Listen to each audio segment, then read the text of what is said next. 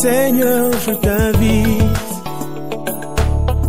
pour écouter la parole éternelle, car c'est l'heure du choix. C'est l'heure du choix. C'est l'heure du choix. C'est l'heure du choix.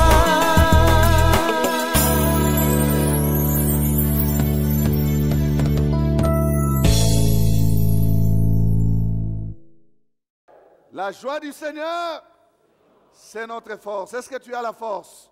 Mais pourquoi tu ne parlais pas fort? La joie du Seigneur, c'est notre force.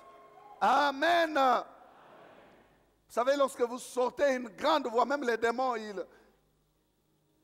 ils s'éloignent encore davantage. Alléluia. Il ne peut pas être ici. Amen. Parce qu'ici, ce sont des champions qui sont réunis. Alléluia. Que Dieu soit béni.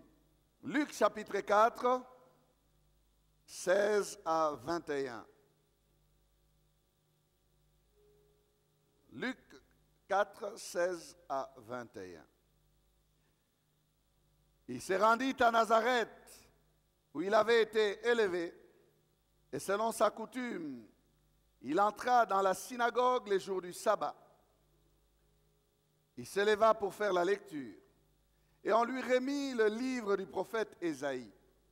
L'ayant déroulé, il trouva l'endroit où il était écrit « L'Esprit du Seigneur est sur moi, parce qu'il m'a oint pour annoncer une bonne nouvelle aux pauvres.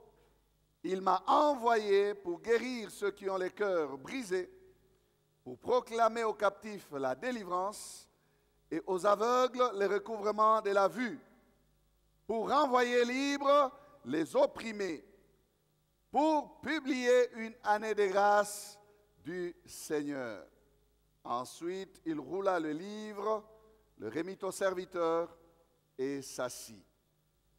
Tous ceux qui se trouvaient dans la synagogue avaient les regards fixés sur lui. Alors, il commença à leur dire, « Aujourd'hui, cette parole de l'Écriture que vous venez d'entendre est accomplie. » Amen. Proclamons ensemble Matthieu chapitre 6, versets 9 et 10. Notre Père,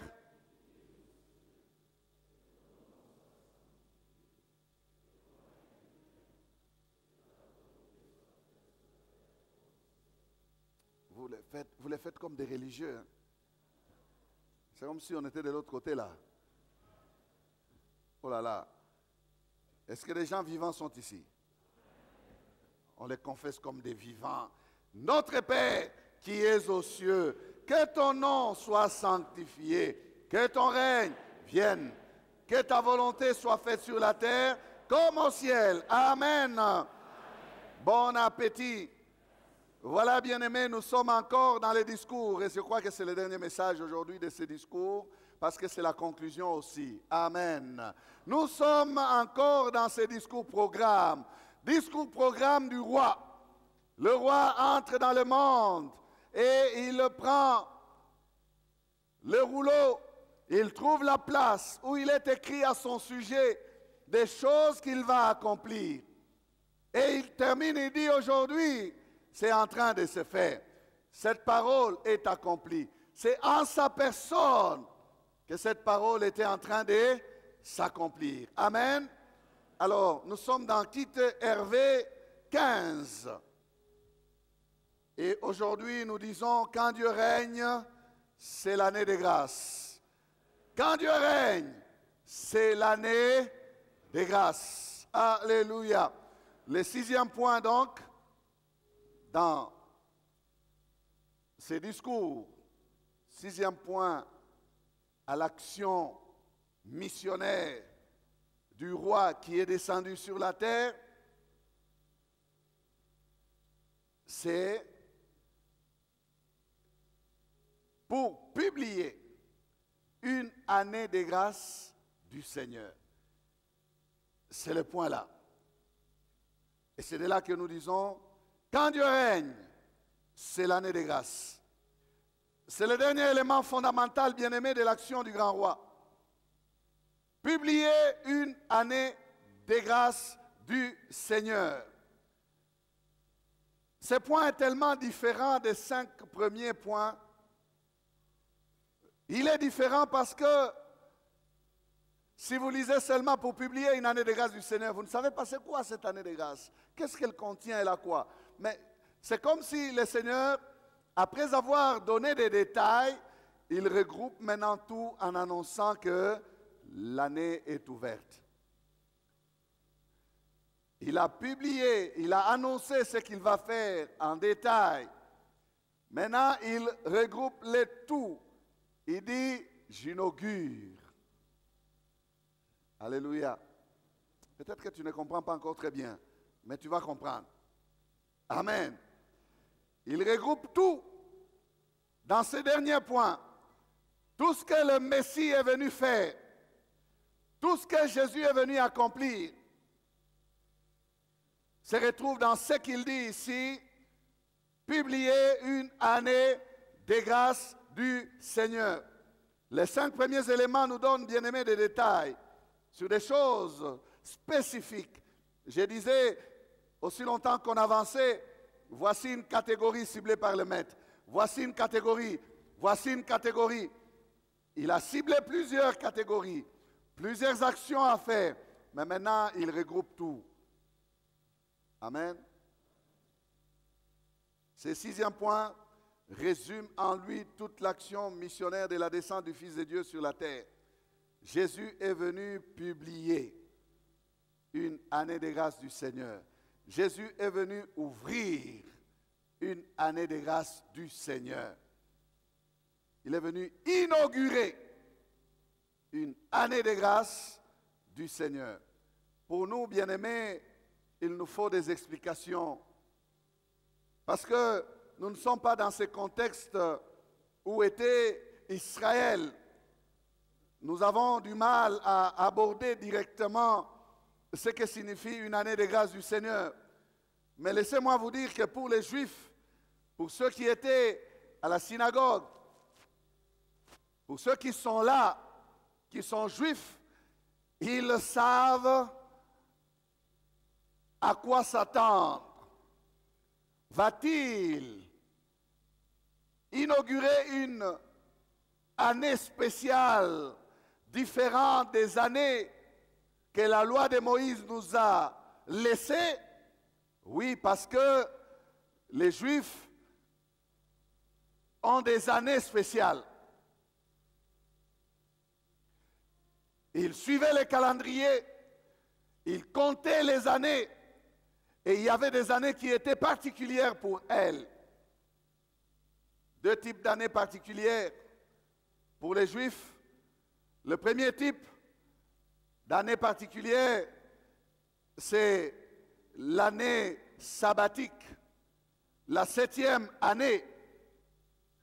La 7e année. Ils avaient cette année-là que la Bible appelle l'année du relâche.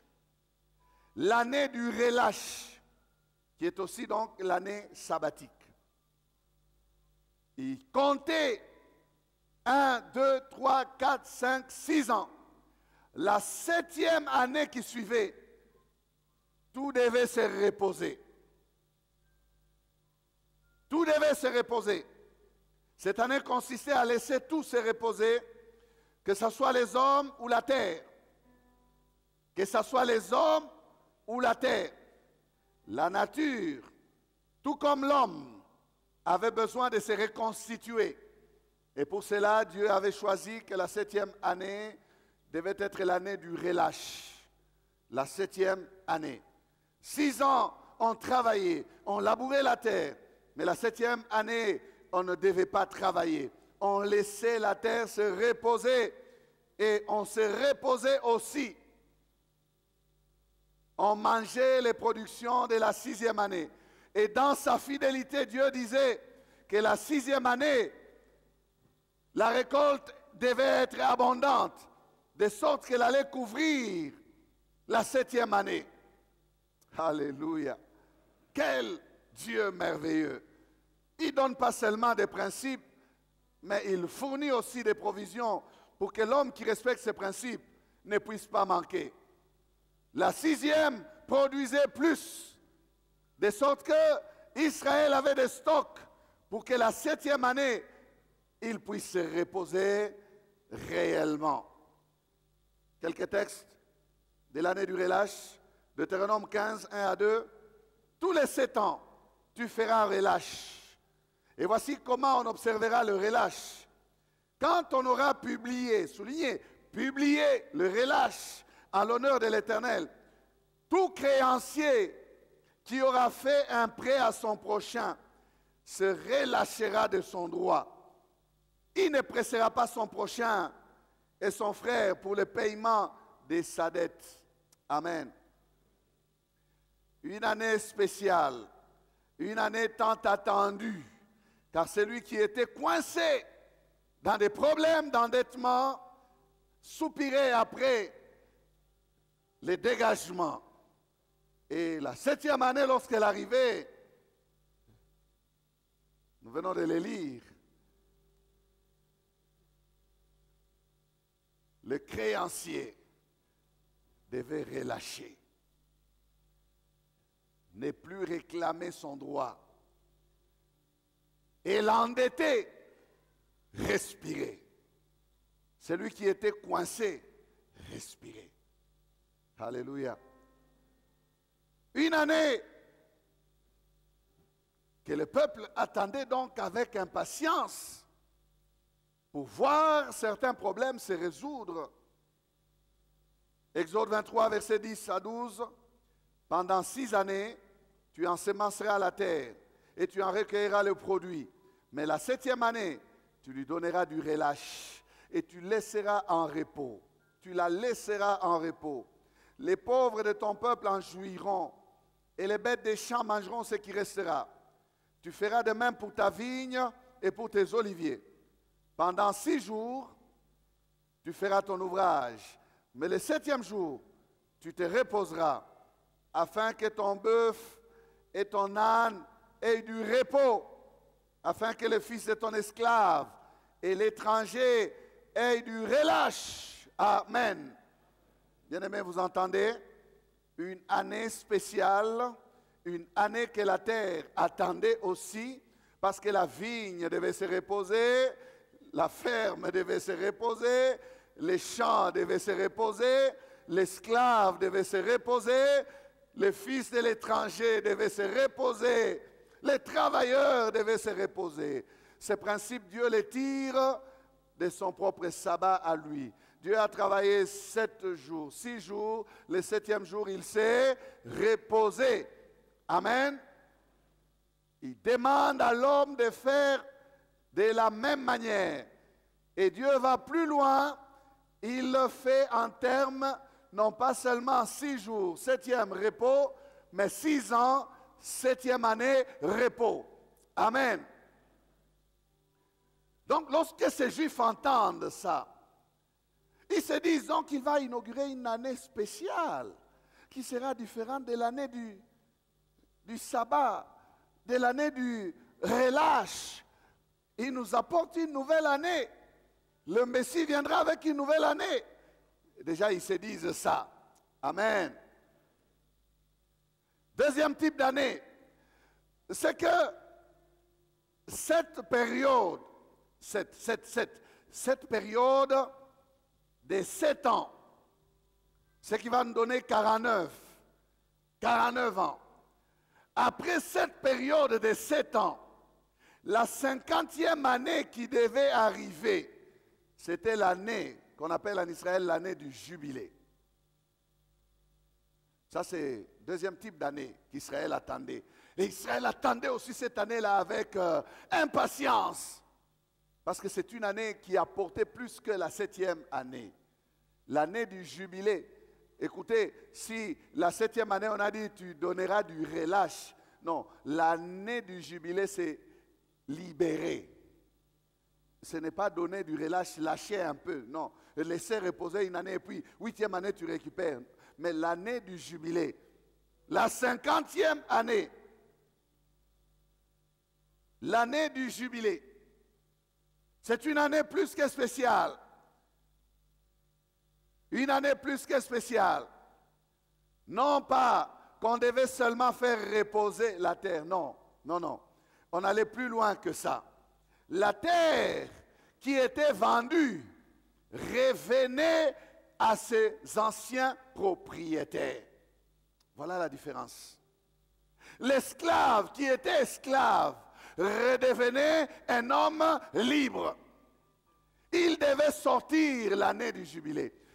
À moins que de lui-même il refuse pour dire « Je suis habitué à mon maître, je préfère rester un esclave à vie ». À ce moment-là, son maître l'emmènera à la porte, au bois de la porte, et il va lui trouer l'oreille pour faire une alliance avec son esclave et lui dire « Tu m'appartiens pour toujours ». Mais en fait, aucune personne à l'année du jubilé n'avait le droit de retenir encore son esclave dans sa possession, sous sa possession.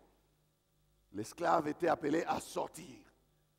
La terre qui était vendue redevenait à ses anciens propriétaires. Et si on venait de l'acheter 3 ans, 2 ans avant, on va compter les années, on va payer la différence. Parce que celui qui l'avait acheté avait dépensé. On va lui restituer son argent. Mais on a la possibilité de récupérer la terre. Alléluia. Bien-aimé, le roi est venu dans le monde. Le roi qui s'appelle Jésus, le véritable propriétaire. Satan s'est accaparé de la terre. Jésus dit, je viens publier une année de grâce du Seigneur. Je redeviens le propriétaire de tout. J'entre dans ce monde pour que toute chose me soit à nouveau soumise. C'est moi. Alléluia. Oh, ça me réjouit. C'est moi le roi, le vrai propriétaire. Je viens récupérer et la terre et les hommes sous mon règne. Quand Dieu règne, c'est l'année de grâce. Il entre, bien-aimé, dans ce monde. Non pas seulement pour nous donner du relâche pour un peu de temps. Non. Regardez, même avec les jubilés, 50e année, les esclaves sont libérés. Et puis, on passe à autre chose. C'est vrai, mais ce n'était que pour la 50e année. Déjà à la 51e année, on reprend à acheter. N'est-ce pas? 52e année, certaines personnes font faillite encore. Ils ont récupéré les propriétés, mais ils les revendent encore. C'était un cycle. On a récupéré. On peut faire 7 ans, 8 ans, 10 ans. Et puis après, on est en problème, on est en difficulté. Qu'est-ce qu'on fait? On revend encore. Avec espoir ou espérance que la famille récupérera la propriété à la future 50e année. Je ne sais pas si vous me comprenez. Non, ces jubilés-là, c'était tout simplement l'ombre du véritable jubilé que Christ allait inaugurer. De l'année de grâce que Christ allait inaugurer. Les jubilés de l'Ancien Testament est donc l'ombre de l'année de grâce dont parle Jésus. Quelque part, même si pas totalement, mais quelque part, il annonçait ce que le roi devait venir faire. Ce qui ne se réglait pas à la 7e année devait nécessairement se régler à la 50e année. Tout enfant d'Israël attendait les jubilés pour récupérer son héritage et ses droits. C'était une année plus que spéciale. Combien nous autres bien-aimés qui sommes dans cette année que le Seigneur a inaugurée, ne devons-nous pas bénéficier de cette année? Quelques textes pour la 50e année. Lévitique 25, verset 8 à 10. Tu compteras 7 sabbats d'année, 7 fois 7 années. Et les jours de ces 7 sabbats d'année feront 49 ans. Le 10e jour du 7e mois, tu feras retentir les sons éclatants de la trompette. Les jours des expiations, vous sonnerez de la trompette dans tout votre pays. Et vous sanctifierez la 50e année. Vous publierez, soulignez, publierez, la liberté dans le pays pour tous ses habitants. Vous publierez quoi?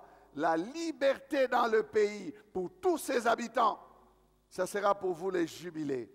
Chacun de vous retournera dans sa propriété et chacun de vous retournera dans sa famille. Alléluia. Vous publierez.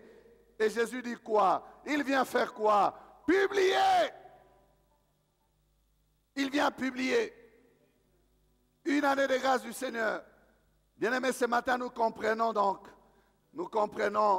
ce que cette année de grâce du Seigneur. Une année de grâce du Seigneur. Avec les jubilés, on recommençait encore. Mais avec l'année de grâce du Seigneur, on ne recommence rien. On est sorti, c'est terminé. C'est pour la liberté que Christ vous a affranchi. Ne redevenez donc pas esclaves des personnes. Alléluia. Vous publierez. Et lui est venu publier. Avec Jésus, le cycle n'est plus à refaire. Ça ne va pas recommencer, non. Parce que c'est lui le roi. Il a la puissance. Il a dit que tout ce que mon Père m'a donné, je le tiens sur quoi? Sur ma main. Et mon Père qui me les a donnés est plus fort que tous. Qui pourra ravir celui que Jésus tient dans sa main? Qui pourra les réclamer et dire, je te récupère? Bien-aimés, vous savez que certains chrétiens sont en train de passer du temps à combattre des esprits de réclamation, de ceci. Un enfant de Dieu, personne ne peut les réclamer. Celui qui te tient est plus fort que tout. Oh non, dans notre famille, il y a des esprits de réclamation. On nous réclame. On vous réclame par qui? Vous appartenez à qui? Appartenez à Jésus, personne ne va plus vous réclamer. Si vous appartenez à Jésus, j'ai dit ceci, personne ne va plus vous réclamer. On verra la marque de votre propriétaire. On vous verra de loin, on saura que celui-ci, il appartient à Jésus. La Bible dit qu'il fait de ses vents des messagers et de ses serviteurs des flammes de feu. Qui va toucher les flammes de feu? Hey. Oh non, on me réclame. Oh non, dans notre famille, il y a un esprit de célibat qui réclame. Qui réclame quoi? Qui réclame qui? Toi, tu es qui? Tu appartiens à qui?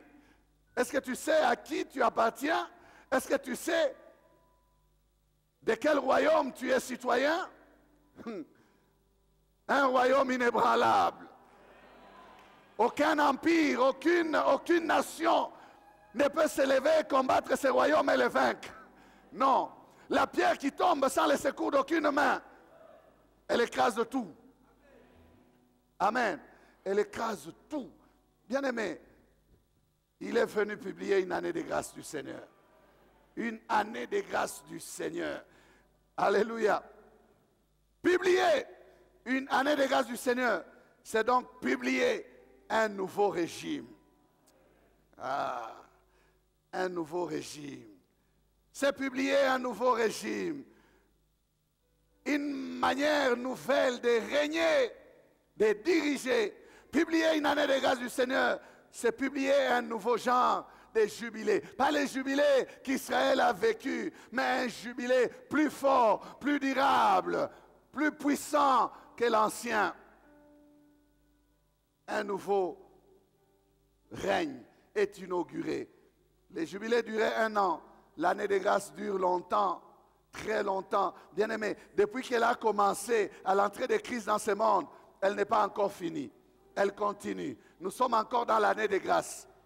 Il a publié à sa descente sur la terre et elle continue. Elle est ouverte, elle continue. L'année de grâce continue. Publier une année de grâce, bien-aimé, est une déclaration du roi qui annonce que son nouveau régime est inauguré. Le régime de la grâce. Alléluia. Ce régime s'appelle le régime de la grâce. Le régime de la grâce. Sous ce régime, bien-aimé, la grâce est le seul élément qui va déterminer la vie du peuple. Le roi proclame la remise de tous les compteurs à zéro. Tout comme au jubilé, on remettait les dettes, on remettait les possessions achetées, acquises, on remettait tout. Le roi aussi, il vient, bien-aimé, il vient pour remettre tous les compteurs à zéro. Il remet tout à zéro. Il nous fait grâce. Il nous fait grâce. Que ce soit sur les plans spirituels, que ce soit sur les plans physiques, que ce soit sur les plans matériels, il remet tout à zéro. Dans ce nouveau régime, bien-aimé, il y a un recommencement. Ceux qui étaient morts dans leurs offenses renaissent. Ils vivent à nouveau. Tu ne me comprends pas, hein? Des nouvelles choses viennent se faire. Si quelqu'un est en Christ, il devient qui? Compteur est mis à zéro. C'est une personne qui est vivante, qui vit, mais Dieu la considère comme une nouvelle créature. Dieu fait quoi? Il dit quoi? Les choses anciennes sont là. Elles font quoi? Elles passent. Tu reprends à zéro. Tu reprends à zéro. Tu as 30 ans, tu donnes ta vie à Jésus, tu as maintenant 0 ans. Oh! Bien-aimé, tu as 50 ans, tu donnes ta vie à Jésus, tu deviens un bébé spirituel. On t'assoit, on te donne du lait, le lait de la parole, on te nourrit, on te fait grandir. Dans le royaume, tu es un enfant. Dans le royaume, tu commences à grandir. Tu vas grandir jusqu'à devenir un fils. Des nouvelles choses. N'oubliez pas l'introduction de ce message. Quand Dieu règne, la restauration commence. Il restaure tout. Nous avons dit ceci. Si dans l'Ancien Testament, Dieu a commencé par la terre, la création, pour finir par l'homme, dans le recommencement, le Seigneur commence par l'homme et il va finir par la terre. C'est lui le propriétaire de tout. Mais son royaume maintenant n'est pas visible. Son royaume est en nous. Il est au milieu de nous. Il est en nous. Invisible, mais il est là. Le roi règne dans nos cœurs. Il nous a déjà acquis, il nous a fait naître de nouveau. Mais il est en train de travailler pour que toute chose lui soit soumise. Même la terre ici subira visiblement le règne du roi. Alléluia. Le compteur est remis à zéro.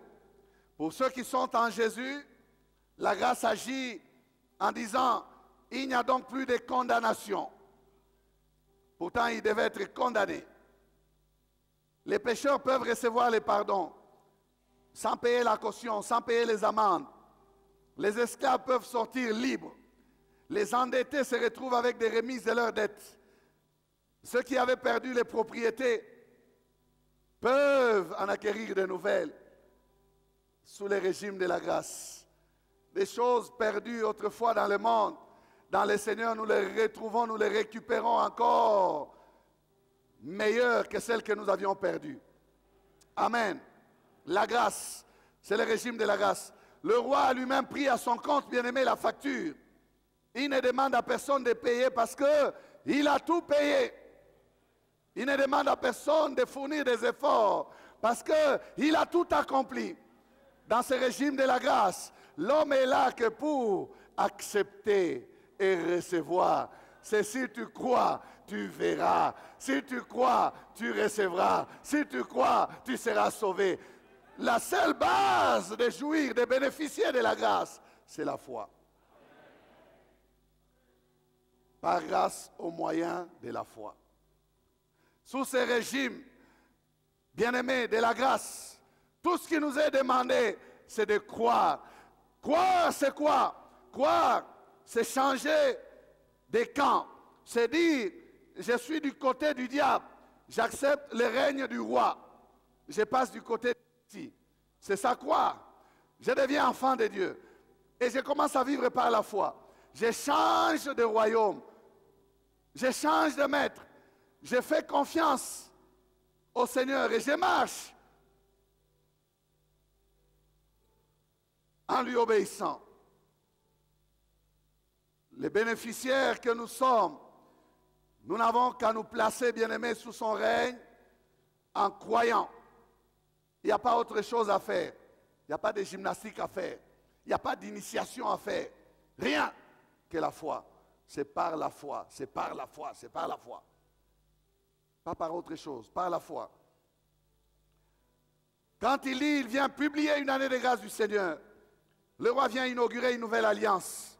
Une alliance qu'il va sceller par son sang. Il va mettre fin ainsi à l'ancienne alliance qui était basée sur la loi. Jean chapitre 1, versets 16 à 17. Le roi est venu avec la grâce. Comparativement à Moïse qui a amené la loi. Jean 1, 16, 17. Et nous avons tous reçu de sa plénitude. Et grâce pour grâce.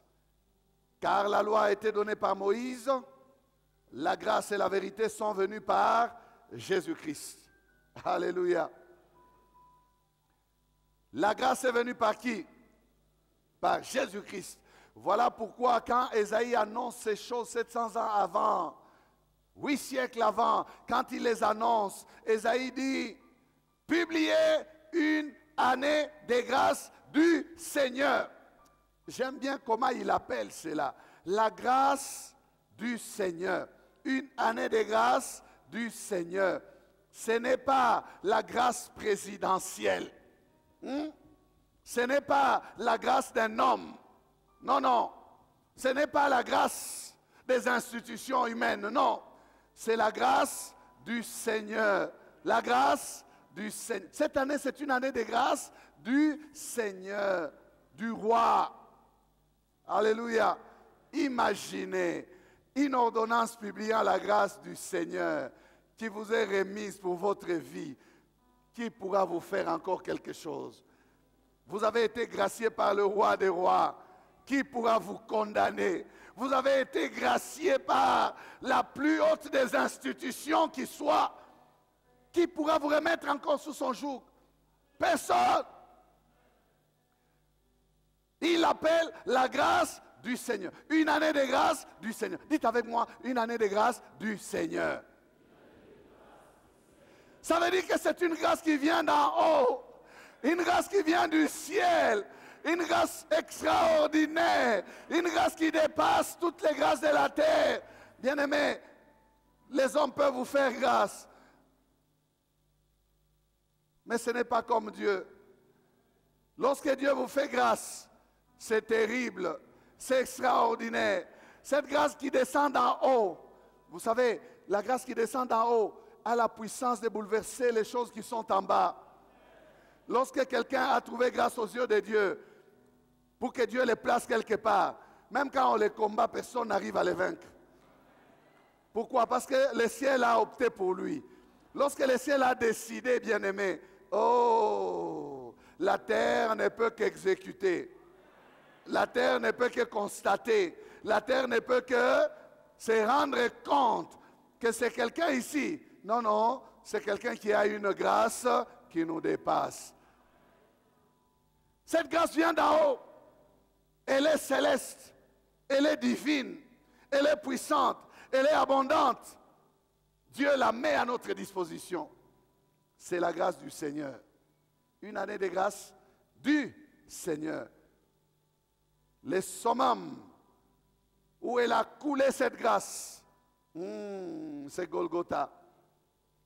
Bien-aimé, la Bible dit que là où le péché a abondé, la grâce a surabondé. La grâce dépasse ce qui est sur la terre. Même si ce qui est sur la terre est mauvais, même si ce qui est sur la terre est terrible. Non, il suffit que la grâce descende en haut. Ça finit par couvrir ce qui est sur la terre. Si le péché a abondé, la grâce a surabondé. Qui avale l'autre? Qui avale l'autre? C'est la grâce. Alléluia. La grâce. Une grâce bien-aimée, céleste, divine, abondante, puissante, extraordinaire, mise à notre disposition. Les sommets de cette grâce, nous les voyons à Golgotha. Et elle atteint, cette grâce atteint jusqu'à l'homme le plus abject, aux perdus les plus perdus, que les hommes ne peuvent retrouver. Mais la grâce de Dieu les retrouve. La grâce de Dieu l'atteint. La grâce de Dieu peut les toucher, peut arriver là où il est. Il n'y a aucune profondeur, bien-aimé, dans laquelle se cache un homme, dans le mal ou dans les péchés, que la grâce ne peut atteindre. Aucune. Aucune. Il y a certaines personnes qui, ayant fait beaucoup de mal sur la terre, pensent qu'ils ont une grâce plus que celle des autres. Non, c'est la même grâce de Golgotha. Nehemaya Golgotha. Nehemaya Golgotha. Nikama barikubwa. Nehema telenaya milele. Nehemaya kutosha. Nehema. Je parle de ça, bien-aimé. Kamabari Kubwa. Imaginez le tsunami de grâce. Dieu a envoyé dans ce monde un tsunami de grâce qui affecte toute l'humanité, qui couvre toute l'humanité, bien-aimé. Les ondes de cette grâce entraînent tous les péchés de la terre. Elle couvre. Elle couvre. Oh non, moi avec les choses que j'ai commises, moi, non, non, ma délivrance doit prendre 40 jours. Bongo Yako, la grâce de Golgotha est plus forte, plus forte, plus forte. Même l'assistant de Satan, la grâce de Jésus l'a sauvé, les touches, oh, vous savez, je parle de l'assistant de Satan, ce sont ces hommes qui témoignent là. Tous les magiciens marabouts étaient des assistants de Satan. Moi, j'étais secrétaire de Satan. Oui, tu peux être secrétaire de Satan. Jésus ne va pas se remettre à la croix pour te sauver. Il est déjà monté, sa grâce a coulé. C'est cette même grâce-là qui te sauve. Est-ce que tu comprends de quoi je parle? Une année de grâce du Seigneur. Les pécheurs les plus abjects peuvent sortir pardonnés, peuvent sortir libres. Alléluia. L'année de grâce du Seigneur est donc cette période, bien-aimée, où Dieu visite la terre comme jamais auparavant. C'est le temps où Dieu s'est décidé de venir lui-même. Il s'est décidé de descendre à la personne de son Fils Jésus. Il dit, j'irai moi-même, parce que leur situation a trop perduré. Je vais y mettre fin. J'inaugure un nouveau régime. Dieu se décide de venir sur la terre à la personne de son Fils Jésus, qui va venir vivre notre vie, mourir pour nous, ressusciter. Il est monté au ciel. Et là, bien-aimé, au ciel, la bonne nouvelle, c'est quoi? C'est que Dieu l'a fait asseoir sur un trône que Dieu appelle aussi le trône de grâce. Il lui donne le trône. Il dit, mon fils, parce que c'est ton temps, tu vas gérer les affaires de la terre à partir d'ici sur le trône de la grâce. Il y a un trône au ciel qui s'appelle trône de la grâce. Pour dire que nous sommes au temps de la grâce. Le Seigneur qui s'est assis sur le trône de la grâce n'est pas juge. Il n'est pas juge. Il dit, approchez-vous avec assurance du trône de la grâce. Pour recevoir quoi? La sanction? Non. Pour recevoir quoi? La grâce. Pour recevoir quoi? La miséricorde. Pour être comment? Secouru. Hébreux 4,16. Lisez avec moi. Approchons-nous donc avec assurance du trône de la grâce, afin d'obtenir miséricorde et de trouver grâce pour être secouru dans nos besoins. Il dirige les affaires de ce siècle, partant du trône de la grâce. Qui accusera les élus? C'est Dieu qui justifie. Qui les condamnera? Christ est mort et il est ressuscité. Et il est assis à la droite de Dieu. Et il intercède lui-même pour nous. Bien-aimé, pourquoi tu t'inquiètes, tu paniques? Nous sommes au temps de la grâce. Le trône, c'est le trône de grâce. Il y a un trône de la grâce. Le roi qui règne a inauguré ce temps appelé une année de grâce du Seigneur. Une année de grâce du Seigneur. C'est voulu de lui, c'est venu de lui. Bien-aimé, il peut encore te faire grâce. Mon frère, il peut encore te faire grâce. Ma soeur, il peut encore te faire grâce. Profites-en. Nous sommes encore dans l'année de la grâce. Tite 2, versets 11 à 13. Car la grâce de Dieu, source de salut pour tous les hommes, a été manifestée. La grâce de Dieu, source de salut pour tous les hommes, a été manifestée. Elle nous enseigne à renoncer à l'impiété et aux convoitises mondaines et à vivre dans le siècle présent selon la sagesse, la justice et la piété, en attendant la bienheureuse espérance et la manifestation de la gloire du grand Dieu et de notre Sauveur, Jésus-Christ. Amen. Il y a beaucoup de choses à dire ici, mais je n'ai pas le temps. Je vous dis ceci. Depuis l'époque où la grâce a été manifestée, nous sommes encore dans l'année de la grâce. Cette grâce ne nous pousse pas à faire n'importe quoi. Nous, les bénéficiaires de la grâce, nous devons suivre ses conseils. Nous devons vivre correctement. Autrefois condamnés, si nous vivons aujourd'hui, nous ne devons pas oublier que nous étions morts. Nous étions condamnés. Maintenant qu'il nous a fait grâce, nous vivons selon la piété, la crainte de Dieu. Dans cet intervalle de l'année de grâce, nous vivons en attendant, dans la crainte de Dieu, dans la volonté de Dieu. Qu'est-ce qui mettra fin au temps de la grâce? C'est son retour. C'est pourquoi, en attendant, nous bénéficions de la grâce et les sources du salut pour tous les hommes. Ceux qui sont bénéficiaires vivent en bons citoyens du royaume et le Maître reviendra les chercher. Nous attendons son retour. Amen. L'annonce du retour de Christ, c'est une très bonne annonce. Ça doit réjouir l'Église. Il ne faut pas penser que lorsqu'on te dit que Jésus revient bientôt, tu dois regretter. Il y a beaucoup de gens, quand on leur dit Jésus peut revenir ce soir, ils regrettent. Ils disent qu'ils ne viennent pas. J'ai encore beaucoup de choses que je vais réaliser. Ah bon? Tu dois te réjouir. Parce que, bien-aimé, ce que nous vivrons avec lui dépasse de loin ce que nous vivons sur cette terre. Donc, s'il y a à comparer, nous pouvons dire comme Paul, c'est mieux que nous soyons de l'autre côté. Mais si lui désire que nous restons ici, c'est que nous avons des choses à faire. D'accord, son temps viendra où il va nous prendre, mais c'est mieux de l'autre côté qu'ici. Il faut le savoir. Amen. Le temps de la grâce n'est donc pas un temps où Dieu ferme les yeux sur les péchés. Non. Non, non. C'est au contraire un temps où il règle aisément la question du péché. La grâce est du côté du pardon. Dieu pardonne les péchés, mais Dieu ne supporte pas, Dieu ne supporte pas, Dieu ne tolère pas, Dieu ne s'habitue pas au péché. Non. S'il y a grâce, c'est qu'il pardonne, parce qu'il a trouvé la rançon, parce qu'il a réglé la question du péché dans le corps de son Fils, Jésus, à la croix.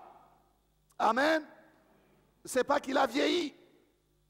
Nous sommes entrés dans le temps de la grâce parce que Dieu a vieilli. Dieu ne va plus juger les pécheurs. Non, non. Dieu leur pardonne. Dieu pardonne parce qu'il a trouvé les meilleurs sacrifices. L'offrande de son Fils lui suffit pour pardonner. Le calme pour qu'il pardonne. Est-ce que vous comprenez? Ce n'est pas un temps où le péché doit continuer à dominer sur les enfants de Dieu. Non. La grâce ne nous donne pas l'autorisation d'exagérer dans le mal. Le temps de la grâce est un temps de relâche, c'est vrai. Mais attention, c'est aussi un temps où la cognée reste à la racine des arbres. Ah oui, ce n'est pas parce qu'il y a la grâce de Dieu que Dieu a récupéré la cognée. Il a dit, je ne couperai plus. Non. Déjà, la cognée est à la racine des arbres. Matthieu, chapitre 3, verset 10. Déjà, la cognée est mise à la racine des arbres. Tout arbre, donc, qui ne produit pas de bons fruits sera coupé et jeté au feu. Amen. La grâce est qu'on n'utilise pas la cognée, mais elle est là. Dites à quelqu'un, elle est là. Ce n'est pas que Dieu n'a plus de colère, non, mais il entasse sa colère pour le jour du jugement. Dieu se réserve parce qu'il y a la grâce. Ce n'est pas que la cognée n'est pas là. Elle est là. Elle est où? La cognée est où? À la racine des arbres. Ça sera facile pour lui. Lorsqu'il va dire, c'est assez maintenant, il viendra sans faire beaucoup d'efforts. Il récupérera la cognée. Il va couper. Ce n'est pas parce que c'est le temps de la grâce qu'il faut jouer. Non.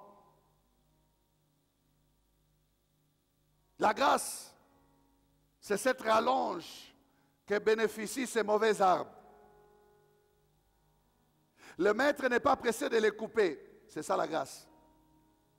La grâce, c'est sa patience. Il dit, je ne les coupe pas, mais je fais quoi? Je creuse tout autour. Je mets du fumier. J'arrose.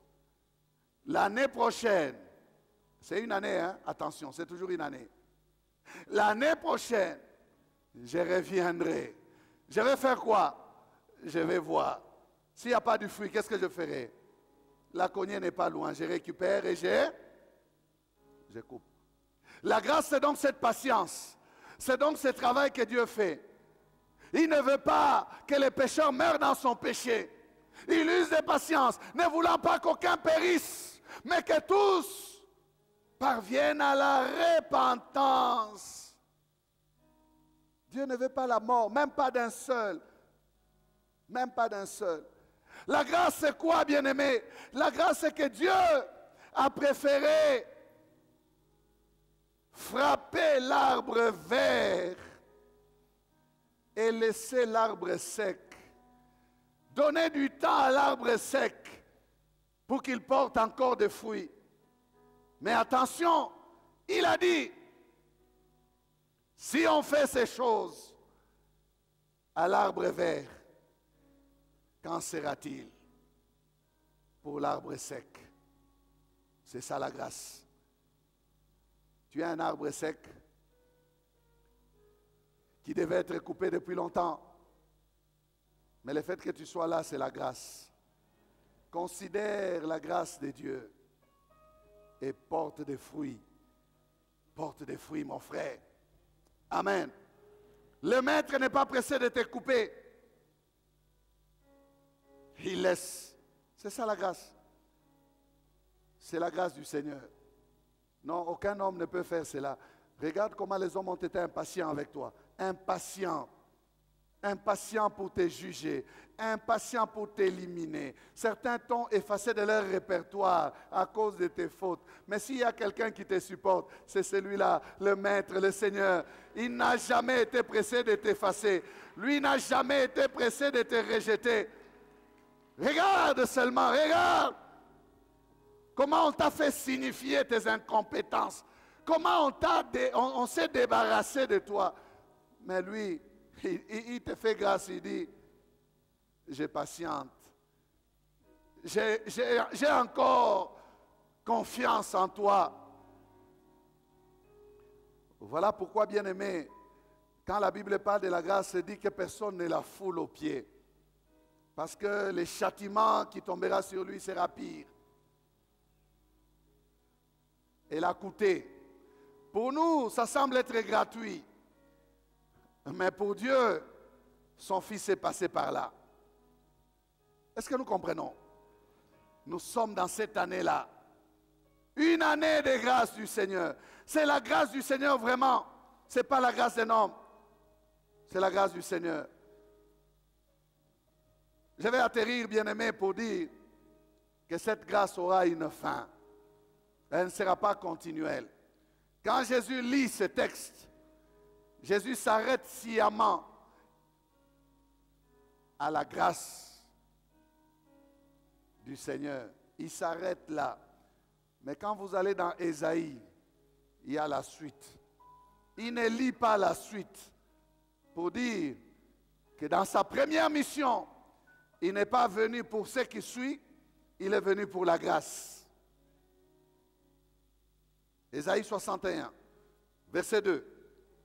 Pour publier une année de grâce de l'Éternel et un jour de vengeance de notre Dieu. Et un jour de vengeance de notre Dieu. Où est-ce que Jésus s'arrête dans Luc?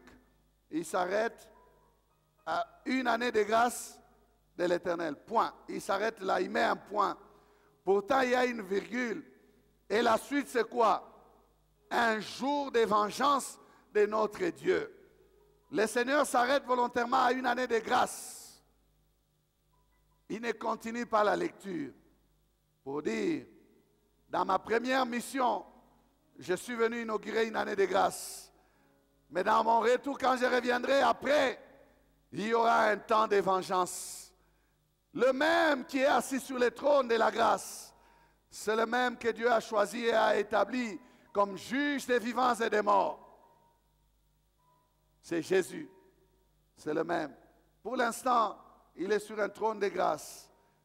Mais à la fin, il s'assiera sur le trône du jugement. Personne n'échappera. Le seul moment pour échapper, c'est cette année de grâce qui est encore ouverte. Amen. C'est cette année de grâce qui est encore ouverte. Lors de sa seconde venue, ça sera trop tard. Bien-aimé, l'année de la grâce du Seigneur est encore ouverte. Tu peux sortir libre. Tu peux devenir un autre homme, une autre femme, parce que c'est l'année où le Seigneur remet tout à zéro. Tu peux vivre les merveilles de Dieu, parce que le temps de la grâce n'est pas fini. Jésus continue à faire grâce. Il n'est pas question de mérite, il est question de foi. Il n'est pas question de critères, il est question de grâce. Personne n'est éliminé parce qu'il fait grâce à qui il fait grâce. C'est lui qui choisit. Alléluia. Ces merveilles peuvent t'atteindre. Ne te sens pas disqualifié, non. Publié une année de grâce du Seigneur. Il a donc déclaré cette année ouverte. Profitons-en. Bénéficions de sa grâce. Nous avons des hommes échantillons de la grâce. La grâce est terrible, elle est puissante, elle est extraordinaire.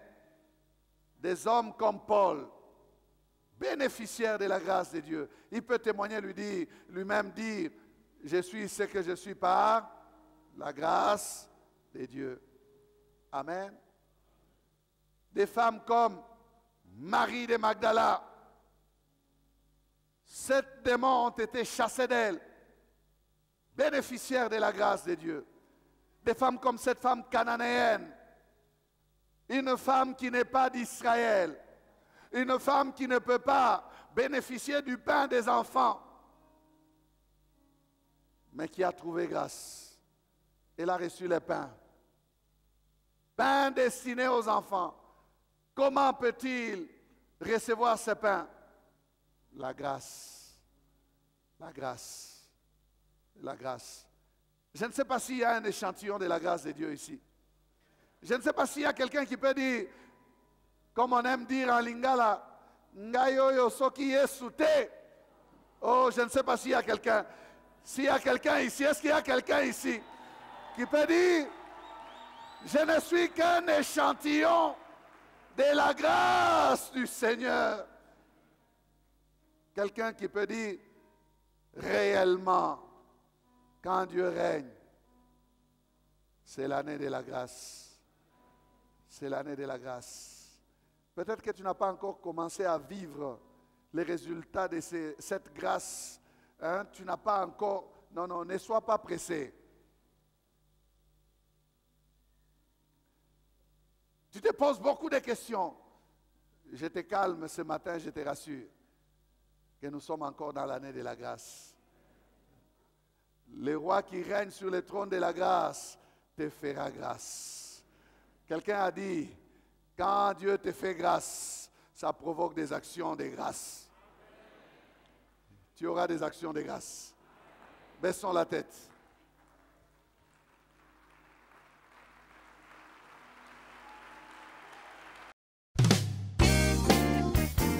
Bien-aimés, nous vous remercions d'avoir suivi ce message et nous prions pour que la grâce du Seigneur continue à agir dans votre cœur et que le message puisse apporter des fruits pour lesquels Dieu l'a envoyé chez vous. Nous voulons juste vous encourager à vous qui n'avez pas encore donné votre vie à Christ, à faire cette prière avec nous maintenant et à faire cette prière avec un cœur ouvert et une décision venant de votre cœur. Vous pouvez juste prier avec nous maintenant en répétant ces paroles après moi et en disant ceci. Seigneur Jésus, je t'ouvre mon cœur, je te donne ma vie. Sois mon Seigneur et mon Sauveur. Pardonne mes péchés, Seigneur. Inscris mon nom dans ton livre de vie. Je m'abandonne à toi. Que le Saint-Esprit m'aide à te suivre et à te servir. Merci pour la nouveauté de vie et merci pour, Seigneur, au Dieu de gloire, l'obéissance à ta parole que tu crées en moi. Parce que c'est toi qui crées le vouloir et le faire selon ton bon plaisir. Je te dis merci. Amen. Que Dieu vous bénisse parce que vous avez pris la décision de devenir chrétien et de vous engager à suivre Jésus et à les servir. Vous pouvez nous contacter au numéro qui apparaît à l'écran et nous serons toujours disposés à répondre à vos questions, à vos préoccupations. Nous sommes là pour vous servir et nous serons aussi heureux d'avoir un temps de prière avec vous dans nos installations 6 avenue Kasavubu, Sandoa, à l'église La Parole Éternelle, ici à Lumbashi. Que Dieu vous bénisse, que sa grâce et sa paix soient dans vos maisons. Au revoir, nous vous aimons.